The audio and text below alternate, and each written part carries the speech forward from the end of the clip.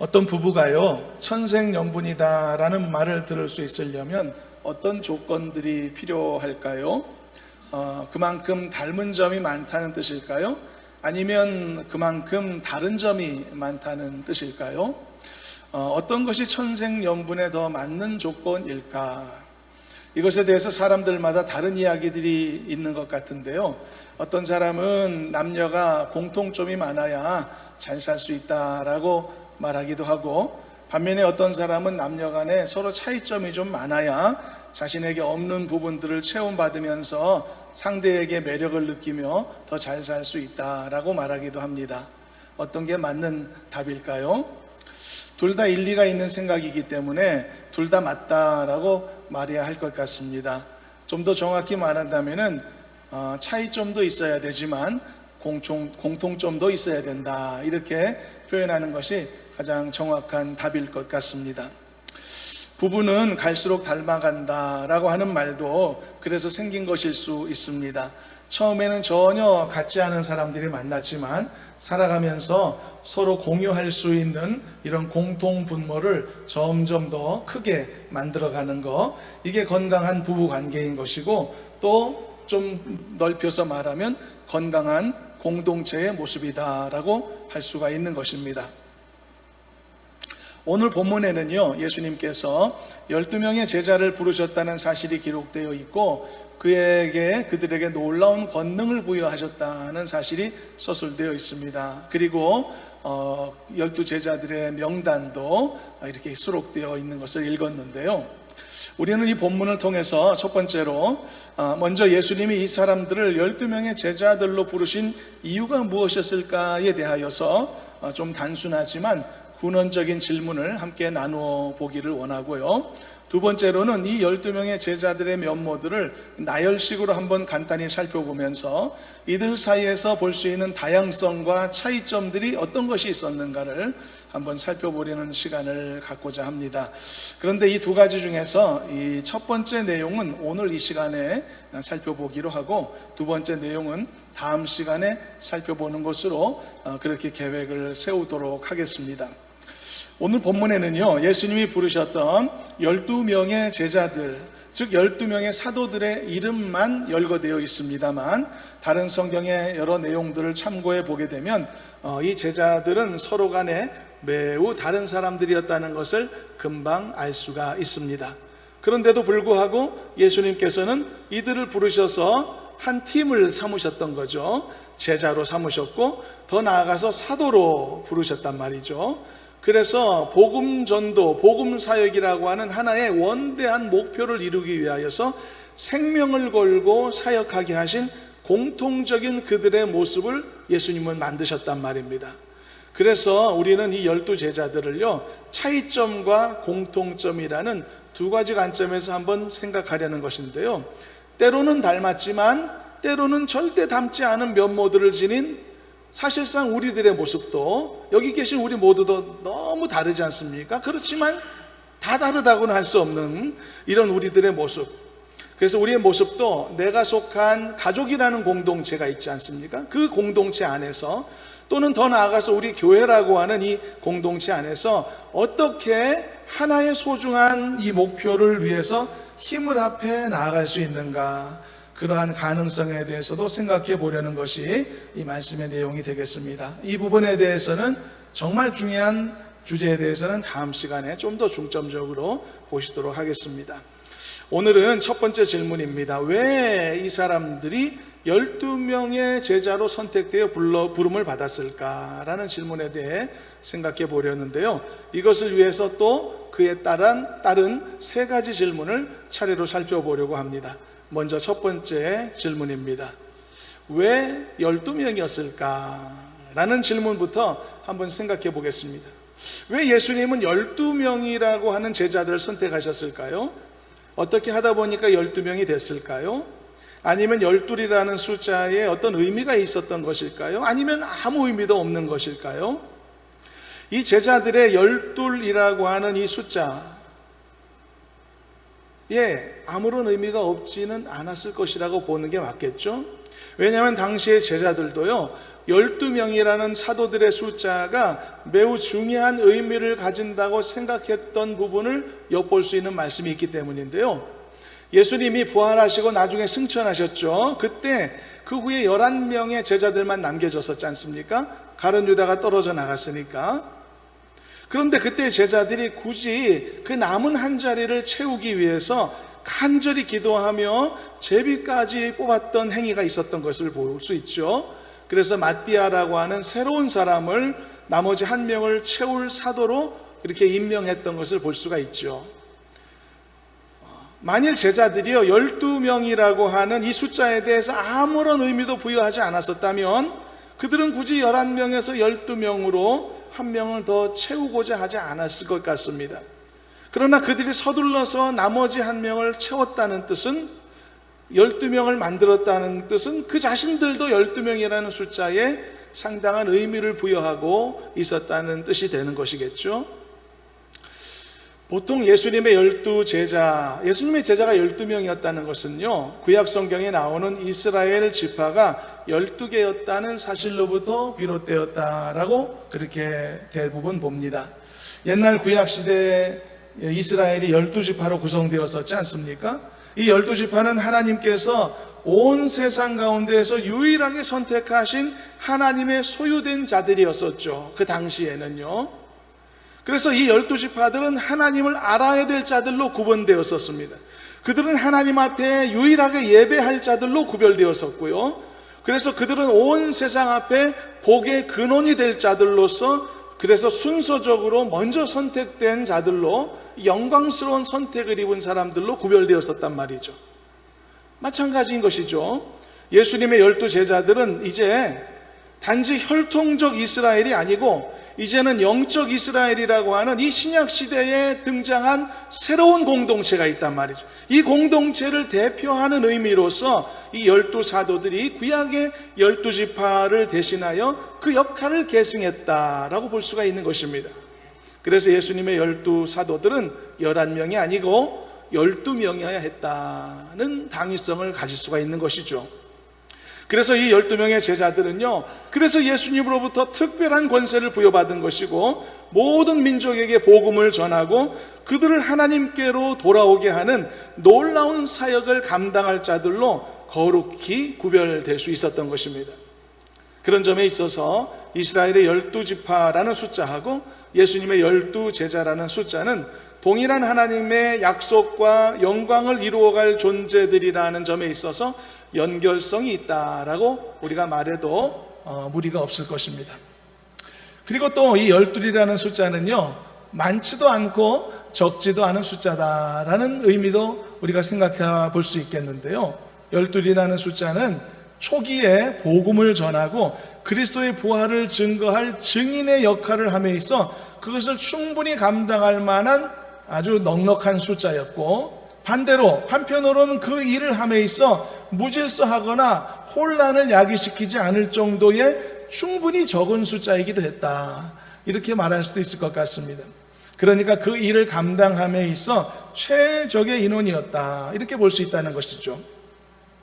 어쨌든 예수님이 자신의 사도들을 12명으로 세우신 것에는 깊은 의미와 상징성이 들어있다는 것은 분명한 사실로 여겨져야 되겠습니다. 여러분, 우리도 인생을 살아가면서 그런 태도가 있어야 됩니다. 우리가 볼 수 없다고 해서 하나님이 안 계신 것이 아닌 것처럼 말이죠. 그렇죠? 우리가 인지하지 못한다고 해서 하나님이 지금도 일하고 계심이 부정될 수 없는 것처럼 말이죠. 마찬가지죠. 바로 이 세상에는요, 우리가 발견하지 못할 뿐 인간의 역사의 흐름 속에서도 그렇고 우리가 신기하게 여기는 오묘한 어떤 자연의 현상을 안에서도 그렇고 또 나라는 개인적인 관점에서 보더라도 내가 살아온 많은 다양한 지금까지의 인생의 발걸음에서도 그렇고 등등 이 모든 것에 깊숙이에는 놀랍다 못해 필연적인 하나님의 뜻과 섭리가 내포되어 있다는 사실을 인정하고 기억하며 살아야 되는 것입니다. 게다가 그 뜻과 섭리는 선하기까지 하다는 것이죠. 나를 위한 것이기까지 하다는 것이죠. 이런 하나님을 믿고 신뢰하는 견고한 믿음이 우리 가운데 가득하기를 주님의 이름으로 축원합니다. 그리고 이번에 두 번째 질문입니다. 그렇다면 왜 예수님은 많지도 않고 적지도 않았지만 그러나 매우 중요한 숫자였던 이 사도의 12명을 채우심에 있어 왜 비범한 사람들이 아니라 이렇게 평범한 사람들을 선택하셨던 것일까? 우리가 이 12제자들의 면모들을 보면 굉장히 평범한 사람들이거든요. 마태처럼 지극히 세리 같은 이렇게 전혀 다른 어떤 사람도 포함되긴 했지만 상당수는 고기 잡는 어부, 아주 평범한 사람들이었거든요. 우리가 배우자를 선택한다든지요, 또는 며느리감, 또 사위감을 우리가 선택한다든지 아니면 회사에서 신입사원을 채용한다 할지라도 기왕이면 더 좋은 사람 선택하고자 하지 않습니까? 더 나은 조건을 가진 사람을 고르려고 하지 않습니까? 그게 일반적인 모습인데, 그런데 예수님은 왜 평범한 사람들을 택하셨느냐 말이죠. 이것은요, 아무 생각 없이 그냥 무작위로 하신 선택이었는가? 그건 아닐 거란 말이죠. 그럼 그건 아니라면 이거 의도라고 우리가 해석할 수밖에 없는 것 아닐까요?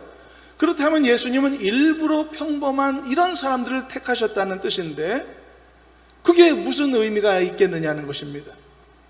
게다가 그들은 앞으로 복음을 선포하고 전파해야 될 임무를 가질 사람들이었단 말이죠. 당시의 종교 지도자들처럼 자신들의 학식도 있고 가르치는 기술도 준비되어 있고 그리고 다양한 경험을 갖고서 자신들의 종교 사상을 전파할 만한 능력과 자질을 가진 사람들이 더 옳았던 것이었을 거란 말이죠. 그런데 그들은 결코 그런 사람들이 아니었던 것이죠. 그런데 여러분, 이것은 오히려 예수님의 복음을 전파하고 그의 십자가의 부활을 증거할 수 있는 증인으로서 오히려 그런 면모들이 더 적합한 모습이었다라고 우리가 파악할 수도 있는 것입니다. 왜냐하면요, 어떤 가르침의 기술도 없는 사람이 또는 어떤 대단한 지식도 없는 사람이 오히려 가장 순수한 그대로의 복음을 가장 정직하게 전할 수도 있는 사람이 되기 때문이죠. 뭘 좀 안다라고 하는 사람들은 자꾸 자기 것을 드러내려고 하기 때문에 순수하게 복음을 전하는 이 전달자의 역할을 오히려 잘 못하는 경우들도 없지가 않습니다. 오히려 이런 경우에는 그냥 차라리 아무것도 알지 못하고 어떤 자신만의 노하우가 있지도 않고 세상의 지식이나 자기 고집 같은 것들을 갖지 않은 채 아주 순수하게 그저 받은 복음을 전할 수 있는 그런 정직함을 갖추는 것, 이것이 그리스도인의 증인의 사역을 감당함에 있어 오히려 더 잘할 수 있는 조건이 될 수 있다는 것입니다. 어떤 식당이 한 곳에서 오랫동안 영업을 하면서 많은 사람들에게 한결같은 그런 변하지 않는 깊은 맛을 제공해 왔습니다. 그런데 그 식당 사장님이 이제 은퇴를 하고 자식들이 물려받았는데 의욕만 앞서가지고 음식에 이런저런 메뉴를 추가하고요, 또 본래의 음식에도 여러 더 좋다는 재료와 양념들을 추가해서 거의 새로운 음식을 만들어냈습니다. 그런데 손님들이 더 이상 오지 않는 경우들도 있지 않습니까?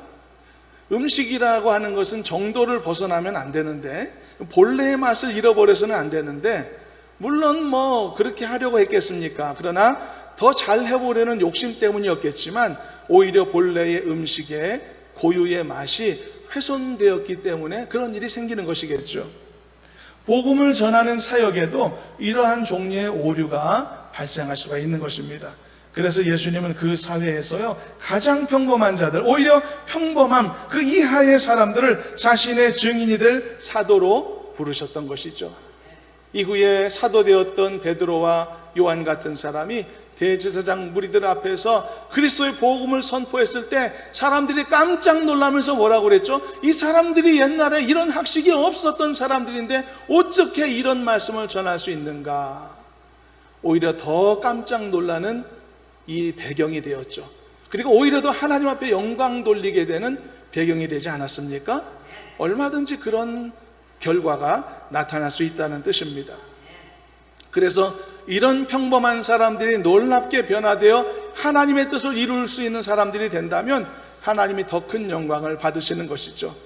그러므로 사랑하는 여러분, 여러분들이 아무리 평범한 사람들이라고 할지라도 여러분 하나님께 영광 돌리는 존귀한 역할을 감당함에 있어 조금 더 그 기대감을 잃어버리지 마시기를 바라고, 얼마든지 하나님이 나 같은 사람을 은혜의 도구로 사용할 수 있음을 먼저 입술로 시인하고 믿는 은혜가 있기를 주님의 이름으로 축원합니다. 그래서 항상 내 자신을 부인하고 자기 자신을 감추고 하나님 앞에 순결한 영혼으로 나와야 한다는 것을 잊지 않는 우리가 되셨으면 좋겠습니다. 때로는 여러분, 비범함이 아니라 오히려 평범함이 하나님의 쓰임을 받는 좋은 도구의 조건이 된다는 사실 잊어서는 안 되겠습니다. 여기에서 말하는 비범함은요, 우리가 흔히 말하는 스킬과 관련된 그런 의미의 표현입니다. 즉 외적으로 갖출 수 있는 자격 조건이라는 의미의 비범함입니다. 그러니까 뛰어난 손기술이 있는 사람들이 있죠. 뛰어난 지적 능력을 가진 사람들, 또는 많은 경험을 쌓은 사람들, 관계가 아주 능숙한 사람들, 말을 잘하는 달변을 가진 사람들 등등, 이 모든 것들은 한 사람을 비범하게 만드는 스킬에 해당됩니다. 그런 스킬을 말하는 겁니다. 반면에 여기서 대조하여 말하고 있는 평범하다라는 이 서술의 평범함은요, 스킬의 평범함을 의미하는 게 아니고요, 순종적이며 순수하고 교만하지 않고 자신을 드러내지 않으며 하나님의 명령하신 것을 가감없이 명령대로 수행할 수 있는 그의 내면과 그의 마음가짐에 관련된 깨끗함, 순수함, 바로 그것을 지칭하는 것입니다. 그런데 하나님이 쓰시는 사람은 이런 종류의 비범함을 갖춘 사람이 아니라 오히려 이런 종류의 평범함을 갖춘 사람들이라는 뜻이죠. 이유가 뭘까요? 왜일까요?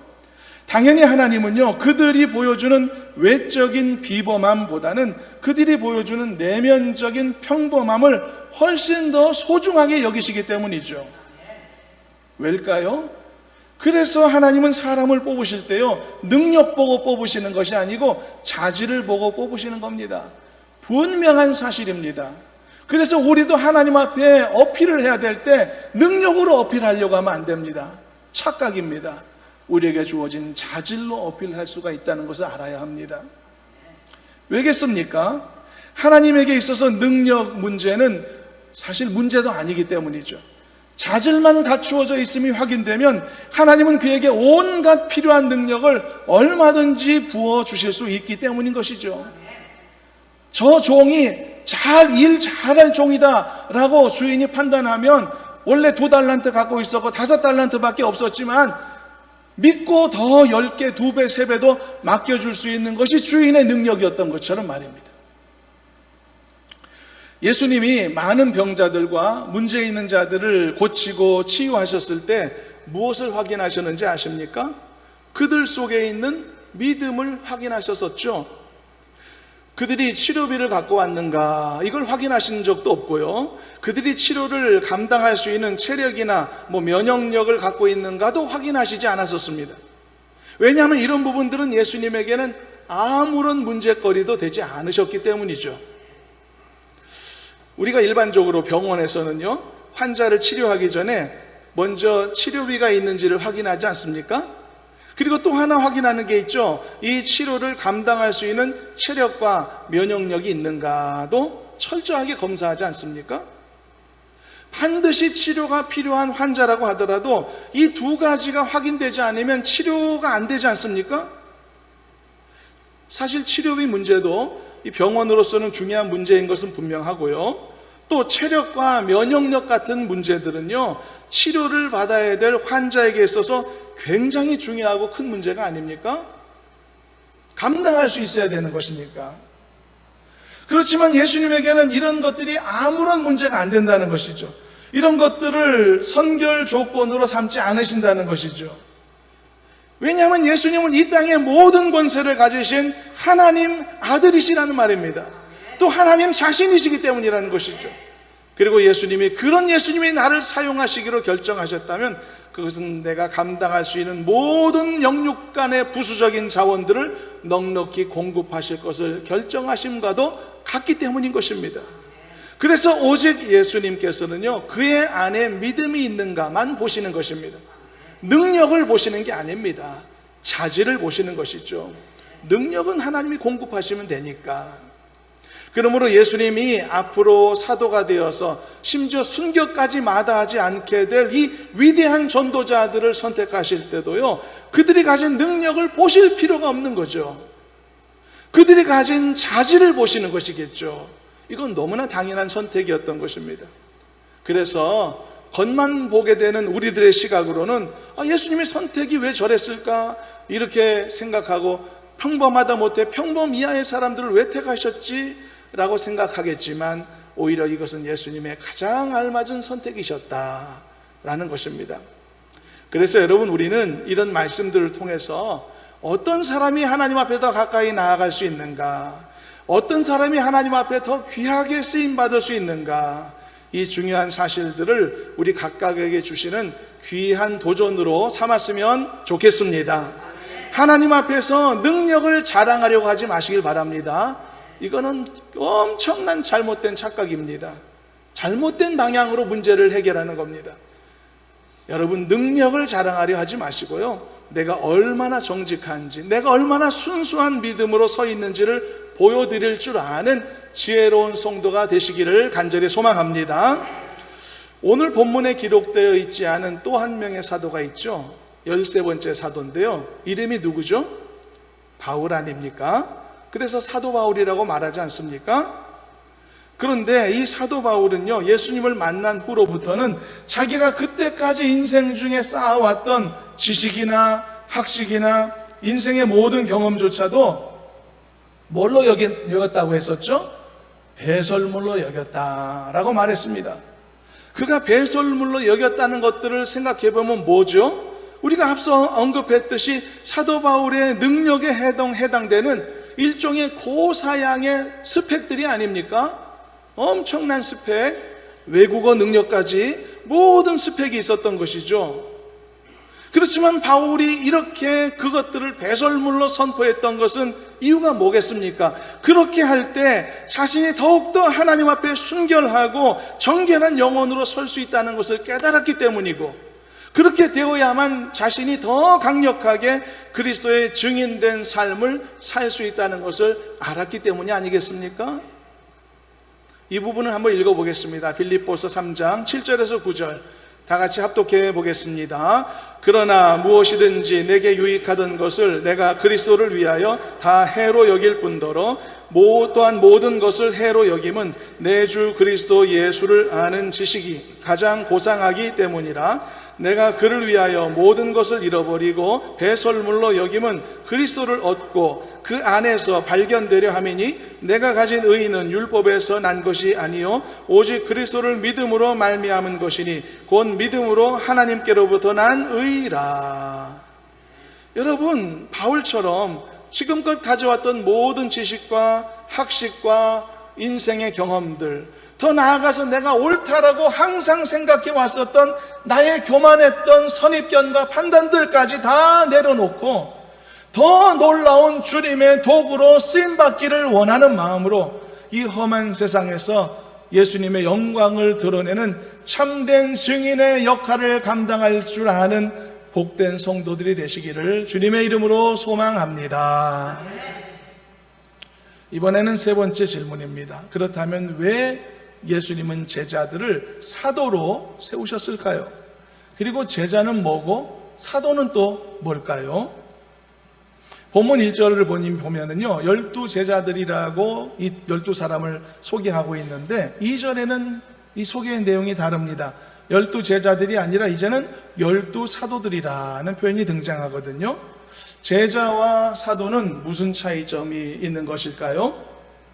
제자는요, 말 그대로 예수님을 따르고 그의 가르침에 순종하는 모든 사람들을 의미합니다. 그렇기 때문에 예수님의 제자들에 대해서는 숫자적인 제한이 없습니다. 굉장히 큰 특징입니다. 예수님께서도 말씀하신 바가 있죠. 너희는 가서 모든 족속으로 제자를 삼아라. 숫자에 제한이 없는 거죠. 이것은 누구나 예수님의 제자가 될 수 있다는 뜻이고 또 되어야만 한다는 것을 알려주는 내용인 것입니다. 그러므로 예수님을 믿어 영접하고 그의 가르침에 순종한 그리스도인, 참된 그리스도인 모두는 예수님의 제자라는 호칭을 가질 충분한 자격을 갖고 있다는 셈인 것이죠. 반대로 사도는 그럼 어떨까요? 사도라는 말은요, 내가 보내다라는 뜻을 가진 헬라어 아포스텔로에서 기인된 단어인데요. 그래서 사도라는 말은 보냄을 받은 자, 전권대사 이런 의미를 가집니다. 그래서 사도는요, 제자라는 호칭보다 사실 훨씬 더 중요하고 훨씬 더 협소하고 그리고 더 특별한 표현인 것이 분명한 것이죠. 따라서 예수님의 그 제자는 누구라도 될 수 있지만 예수님의 사도는 아무나 될 수 있는 것은 아닙니다. 아무리 그가 예수님을 온전히 믿고 잘 믿고 제대로 믿고 하더라도 안 되는 것입니다. 왜냐하면 사도는 특별한 일을 위하여 보냄받은 자들이기 때문이죠.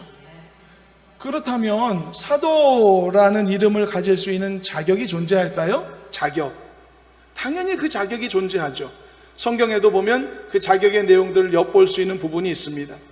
성경에 나오는 몇 가지 요인들을 보면요, 사도의 자격의 모든 걸 다 이것이 말해준다고는 할 수 없지만 충분한 내용을 전달한다고 보는데요, 이런 사도의 직책의 기본 요건은 초대교회 시절의 이야기를 좀 엿보면 알 수 있는데, 초대교회 사도들이 앞에서도 잠깐 언급했듯이 또 한 명의 사도인 마띠아를 선발한 그런 일들이 있었다고 했죠.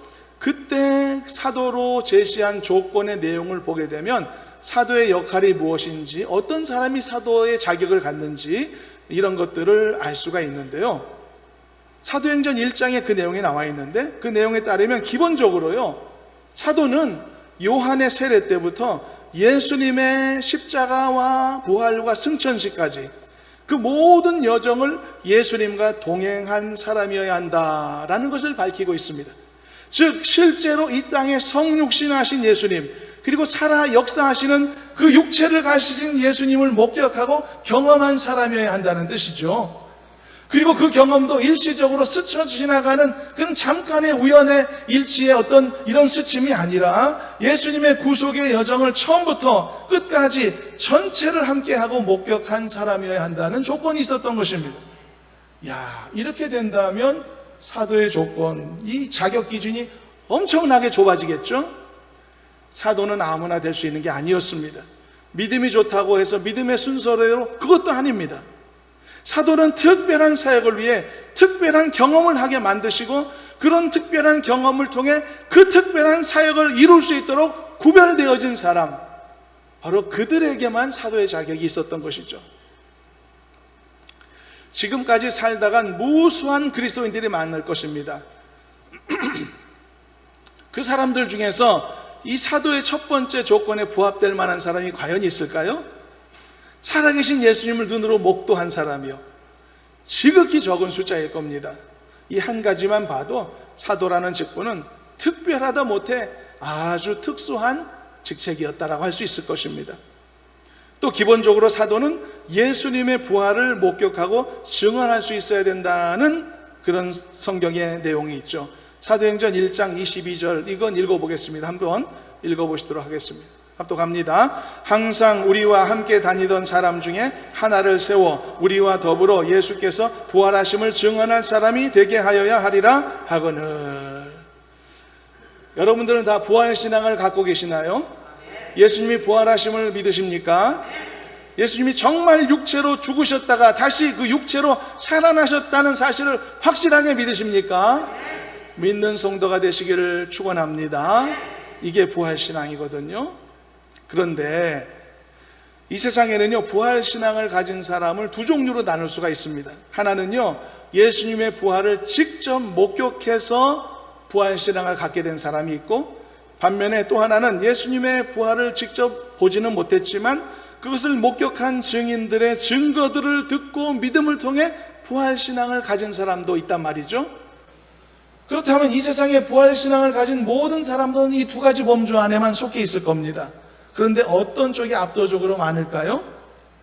당연하겠죠. 부활을 목격한 증인들의 간접적인 증언을 통해 부활신앙을 갖게 된 사람들이 압도적으로 많을 겁니다.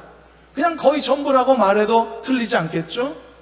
그렇다면 이렇게 모든 사람들이 부활신앙을 가질 수 있었던 것에는 어떤 요인이 있었겠습니까? 바로 그 부활 사건을 직접 목격한 사람, 그것을 증언한 사람, 생생한 증인들의 증언이 있었기 때문인 것이죠. 그래서 오늘날까지 수많은 사람들이 그 증인들의 증언과 기록들을 통해서 부활신앙을 전해 듣고 알게 되어 부활신앙을 얻게 된 것이란 말입니다. 그래서 예수 그리스도의 그 부활신앙을 전파함에 있어 가장 중요한 요인은 증인들의 활동이었던 것이죠. 그 증인들의 증언이 없었으면 부활신앙이 오늘까지 후대에 전파될 수가 없었을 것입니다. 그래서 예수님은 12 제자들을 세우시고, 그리고 그들로 하여금 예수님의 십자가를 보게 하시고, 그리고 빈 무덤을 보게 하시고, 살아 부활하신 모습을 목격하게 하심으로써 그것을 경험하게 만드셨던 것이죠. 그래야만 그들이 증인들이 될 수가 있었기 때문입니다. 이렇게 증인으로 부름받은 사람들이 바로 사도들이었던 것이죠. 이렇게 따져보니 사도라는 직분이 얼마나 중요하고 놀라운 직분인가 이해가 될 수 있을 것입니다. 오늘 저와 여러분들은요, 사도로 부름받은 분들은 없지만 다 예수님의 제자로 부름받은 사람들인 줄로 믿습니다. 게다가 우리는 성도라는 거룩한 이름을 가진 사람들이죠. 왜냐하면 우리들은 직접 목격한 것을 믿고 증언하는 사람들이 아니고 증인들이 남겨놓은 증언과 기록들을 통하여 믿음에 이른 사람들이기 때문이죠. 따라서 믿음의 성격도 다르지만 사역의 성격도 그에 따라 다르게 되는 것입니다. 사도들은 목격한 것을 전파한 사람들이지만 예수 믿고 성도로 살아가는 우리 같은 제자들은 믿는 것을 전파하는 사람들이라는 것이죠. 그래서 그 역할이 아주 다르고 각각의 사역의 의미도 다르고 영향력도 다를 수밖에 없는 것입니다. 그렇다면 사도로서의 그들의 사역과 제자로서의 우리들의 사역의 의미가 다르고 열매도 다르고 상급도 수준이 차이가 날까요? 저는 그렇게 생각지 않습니다. 성경에 그런 말이 있죠. 보지 않고도 믿는 믿음이 훨씬 더 칭찬받은 믿음이라고요. 그런 의미로 따진다면 우리가 이렇게 우리에게 주신 이 귀한 복음의 말씀을 믿고 읽고 들음을 통하여서 이 부활신앙을 갖게 되고 그 부활신앙을 전파하고 고백할 수 있는 믿음의 사람으로 살아가는 이 삶에는 여러분 그에 못지않은 사도들에 못지않은 큰 하나님의 칭찬과 상급이 주어질 것이라고 저는 믿습니다. 여러분 믿음으로 하나님이 믿게 하시고 깨닫게 하신 그 놀라운 복음을 소중히 여기시고 여러분들의 있는 자리에서 그리스도인의 증거된 사명을 감당하는 복된 성도로 살아가시기를 주님의 이름으로 축원합니다. 이렇게 사도와 제자는 너무 다르지만 그러나 한 가지 공통점으로 묶여 있는 것이죠. 그들이 제자든지 사도든지 간에 그들은 모두 예수 그리스도의 복음을 전하는 사람들이며 이 땅에 사는 날 동안 하나님의 나라와 그 영광을 위하여, 즉 하나의 목표를 위해 열심히 수고하는 사람들이라는 공통점을 갖고 있는 것입니다. 그래서 여러분 이 사실을 통해 우리가 다시금 깨닫는 게 있습니다. 그것은 우리가 가진 직분이라는 것은 조금도 자랑할 만한 것이 없다는 것이죠. 직분은 우리가 잘나서 얻은 것 아니고 투쟁해서 얻은 것도 아닙니다. 직분은 온전히 하나님이 목적을 가지시고 우리에게 각 사람에게 내려주신 것이라는 사실이죠. 그러므로 직분은 결코 자랑할 일도 아니고 교만할 일도 아닌 것입니다. 오직 나에게 그 직분을 주신 하나님의 뜻을 성취할 수 있도록 최선을 다해 수고하고 기도하는 것만이 직분을 가진 자의 모습이어야 하는 것이죠. 사도의 직분이 바로 그런 것 아닙니까? 여러분 모든 직분이 다 존귀하지만 진짜 존귀하고 희귀한 직분이라고 한다면 뭐겠습니까? 사도의 직분이죠. 그런데 보십시오. 이 사도의 직분을 그 사람들이 직접 쟁취했습니까? 간절히 원해서 사모해서 계획을 세우고 이렇게 접근해서 얻었습니까? 절대 아니란 말이죠. 아무리 사도의 직분을 간절히 원하더라도 하나님이 그들의 인생을 사도의 자격 가운데로 몰아넣지 않으셨다면 절대로 그 자격조차 얻지도 못했을 것이란 말입니다. 만일 여러분들이요 사도의 직분을 가지려면 지금이 아니라 2000년 전에 태어나셨어야 했습니다. 그런데 어쩌다 기적적으로 2000년 전에 여러분들이 태어났다고 하더라도 그것만 충족되어야 되는 것이 아니라 예수님과 동시대에 태어나야 되고, 그리고 동일한 언어를 가진 같은 지역에서 여러분들이 태어났어야 했습니다. 뿐만 아니라 반드시 여러분들은 그 2000년 전에 살아가면서 몇십 년밖에 안 된 짧은 생을 살아가면서 예수님과 길을 걸어가시는 예수님과 동선이 겹치는 한순간을 반드시 가져야만 했습니다. 그게 얼마나 어려운 일일까요? 그리고 예수님과 동선을 겹쳐서 예수님과 정말 만났던 수많은 사람들 중에 단 12명 안에 여러분들이 포함되어야 됩니다. 이건 불가능한 일인 것입니다. 내 의지와 생각으로 할 수 없는 일이라는 의미를 말하는 것입니다. 제자들이 여러분, 자기들이 원해서 예수님의 부활의 목격자가 됐나요? 절대 그렇지 않습니다. 제자들은 예수님이 돌아가실 것과 그리고 부활하실 것 상상도 못하며 예수님을 3년간 따라왔었습니다. 그들의 계획이 아니었죠. 철저히 하나님이 그를 데려다 놓으셔서 그 장면을 목격하게 하시고 그 상황을 경험하게 하셔서, 그래서 사도의 자격을 부여하셨던 것이죠. 그래서 하나님이 주신 모든 게 은혜인 것입니다. 그리고 우리의 직분조차도 절대로 자랑할 수 없는 하나님의 은혜일 뿐인 것입니다. 이 사실을 잊지 않고 고백한 우리가 되셨으면 좋겠습니다. 오히려 모든 것에 하나님 앞에 영광 돌리는 복된 삶이 되어야 할 줄로 믿습니다. 여러분, 자랑스러운 것이 여러분 가운데 있습니까? 여러분들의 삶이 자랑스럽습니까? 가정이 자랑스럽습니까? 멋진 외모가 자랑스럽습니까? 또 자녀들이 자랑스럽습니까? 여러분들이 가진 것이 어떤 것이라고 할지라도 여러분 자랑하지 않기로 결심하시길 바랍니다. 여러분들이 얻은 것이 아니기 때문이죠. 여러분들이 계획하여 쟁취한 것이 아니기 때문이죠. 하나님이 여러분들의 인생을 설계하시고 계획하셔서 차질 없이 치밀하게 여러분들의 인생 가운데 만나시고 역사하시고 채우시는 과정을 통해서 여러분들이 오늘의 모습으로 빚어졌다는 것을 잊지 마시길 바랍니다. 나의 나 된 것은 오직 하나님의 은혜일 뿐인 것이죠. 그러므로 하나님께 영광 돌리는 성도가 되시길 바랍니다. 여러분, 대단한 자질, 대단한 기술, 대단한 그 어떤 것으로 자랑하거나 교만하지 마시길 바랍니다. 더군다나 하나님 앞에 그런 자랑과 교만을 삼는다는 것은 어리석은 행동인 것이죠. 오직 모든 것이 하나님의 은혜일 뿐임을 고백하며 하나님께 영광 돌리는 복된 성도가 되어야 할 줄로 믿습니다. 말씀을 정리하겠습니다. 예수님은 12명의 전혀 다른 사람들을 제자로 부르셨습니다. 그리고 그들에게 나중에는 매우 특별한 경험을 부여하셨고 그것을 통해서 그들에게 사도의 직분까지 허락하셨음을 우리가 보았죠. 그런데 예수님이 그들을 선택하신 이유는 굉장히 놀라웠었습니다. 그들의 비범함 때문이 아니라 오히려 그들의 평범함이었다는 것을 볼 수 있었죠. 여기서 우리는 하나님의 택하심의 원리가 무엇인지를 깊이 알게 된 줄로 믿습니다. 사랑하는 여러분, 더 본질에 입각한 순수한 믿음의 사람으로 더 새롭게 거듭나는 은혜가 있기를 소망합니다. 그래서 하나님이 기쁘게 사용하시는 선한 사역의 도구로 쓰임받는 은혜가 있기를 축복합니다.